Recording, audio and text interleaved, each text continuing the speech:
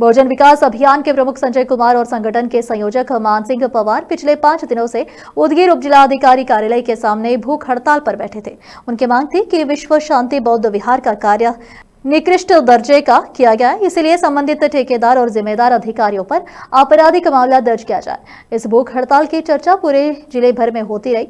5 दिन से लगातार भूखे रहकर आंदोलन कर रहे अभियान प्रमुख और साथी कार्यकर्ताओं की तबीयत भी बिगड़ने लगी थी। इसी बीच आज पूर्व मंत्री और उदगीर के विधायक संजय बनसोड़े स्वयं आंदोलन स्थल पर पहुंचे। विधायक बनसोड़े ने आंदोलनकारियों से चर्चा करते हुए आश्वासन दिया कि ठेकेदार और अधिकारियों पर निश्चित कार्रवाई होगी। साथ ही उन्होंने कहा कि महाराष्ट्र का नंबर 1 बौद्ध विहार यही उदगीर में खड़ा करना है, जिसके लिए जनता और समाज के प्रतिनिधियों को साथ लेकर एक समिति बनाई जाएगी। समिति के सुझावों के आधार पर काम को आगे बढ़ाया जाएगा। उन्होंने उपशोषणकर्ताओं से कहा, इस तरह भूखे रहकर संघर्ष करना उचित नहीं है, बल्कि सामूहिक चर्चा और प्रयास से समाधान निकल सकता है। विधायक के आश्वासन के बाद अभियान प्रमुख संजय कुमार और मानसिंह पवार ने अपना उपोषण समाप्त कर दिया। इसके बाद संजय कुमार को स्वास्थ्य कारणों से उपचार हेतु अस्पताल में भर्ती कराया गया। आंदोलन समाप्त होने के बाद भी कार्यकर्ताओं ने साफ शब्दों में कहा कि यदि ठेकेदार और अधिकारियों पर सख्त कार्रवाई नहीं हुई तो आंदोलन और उग्र रूप धारण करेगा। उदगीर जिला लातूर से मौलाना नौशाद कासमी की रिपोर्ट। या सूचनेचं पालन करून एक मीटिंग त्या ठिकाणी आपण लावून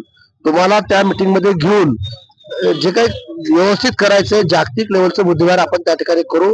माझी विनंती आहे, या भागाचा लोकप्रतिनिधी म्हणून लोकांनी आपल्याला एवढ्या मोठ्या मताधिक्याने त्या ठिकाणी आपल्याला निवडून दिले, लोकांचा प्रतिनिधी म्हणून माझी विनंती आहे की आपण उपोषण सोडावं आणि या 8-10 दिवसाच्या आत तुमच्या उपस्थितीमध्ये एक बैठक लावून सगळ्याला बोलवून घेऊन जो कोणी त्याच्यामध्ये कुठलाही काम केला असेल, मग अधिकारी असतील, ठेकेदार असतील किंवा अन्य काही असतील, त्याच्यावर सुद्धा आपण कारवाई करण्यासंदर्भात आपण सूचना देऊ।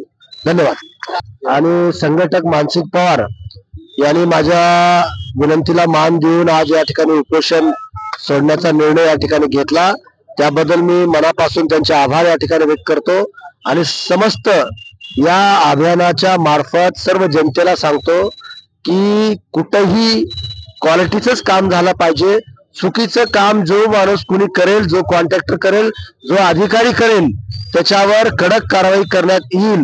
राज्य शासनाच्या वतीने तिकडे कडक कारवाई करण्यात येईल आणि मी चुकीच्या कामाला कधीही आतापर्यंत पाठीशी घातलो नाही आणि भविष्यात सुद्धा त्या ठिकाणी घालणार नाही। धन्यवाद।